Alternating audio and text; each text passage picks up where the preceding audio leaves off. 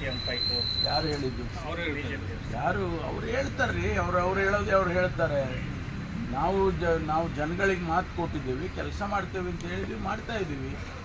Irrigation ಪ್ರಾಜೆಕ್ಟ್ಸ್ಗಳು ಕೆಲಸ ನಡೀತಾ ಇದೆ, ರಸ್ತೆಗಳ ಕೆಲಸ ನಡೀತಾ ಇದೆ.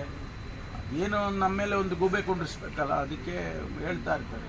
ಇವರು DCM ಬದಲಾವಣೆ ಗದ್ದಲದಲ್ಲಿ ಅಭಿವೃದ್ಧಿನ ಮರ್ತಿದ್ದಾರೆ ಅನ್ನೋದು ತೀವ್ರ ವಾಗ್ದಾಳಿ ಮಾಡ್ತಾ ಇದ್ದಾರೆ. ನಾವು ಯಾವ ಅಭಿವೃದ್ಧಿಯನ್ನು ಮರ್ತಿಲ್ಲ. ಜನ ಸಮುದಾಯಕ್ಕೆ ಏನೆಲ್ಲ ಕೆಲಸ ಕಾರ್ಯಗಳು ಮಾಡಬೇಕು ಅದನ್ನು ಮಾಡ್ತಾ ಇದ್ದೇವೆ. ಈಗ ರೆವಿನ್ಯೂ ಇಲಾಖೆಗಳಲ್ಲಿ ಖಾತೆ ಬದಲಾವಣೆ ಇರ್ಬೋದು, ಅಥವಾ ರೆಕಾರ್ಡ್ ಆಫ್ ರೈಟ್ಸು ಕೊಡೋದು ಇರ್ಬೋದು, ಪ್ರತಿಯೊಂದು ಕೆಲಸನೂ ನಡೀತಾ ಇದೆ. ಆಮೇಲೆ ಈ ಗ್ಯಾರಂಟಿಗಳು ಪ್ರೋಗ್ರಾಮ್ಸ್ಗಳು ಕೂಡ ನಡೀತಾ ಇದ್ದಾವೆ. ಯಾವುದು ನಿಂತಿದೆ? ಸರೋಜಿನಿ ಮಹಿಷಿ ವರದಿ ಜಾರಿಗೆ ಆಗ್ರಹಿಸಿ ಕರವೇ ಹೋರಾಟ ಮಾಡ್ತಾ ಇದ್ದಾರೆ. ಇವತ್ತು ಕನ್ನಡಿಗರಿಗೆ ಉದ್ಯೋಗ ಕಡ್ಡಾಯ ಉದ್ಯೋಗ ಕೊಡಬೇಕು ಮಾಡಲಿ. ಅವರ ಉದ್ದೇಶಗಳು ಚೆನ್ನಾಗಿದ್ದರೆ ಅದನ್ನು ಸರ್ಕಾರ ಗಮನಿಸುತ್ತೆ. ಅವರ ಉದ್ದೇಶಗಳು ಸರಿಯಾಗಿರ್ಬೇಕಲ್ಲ.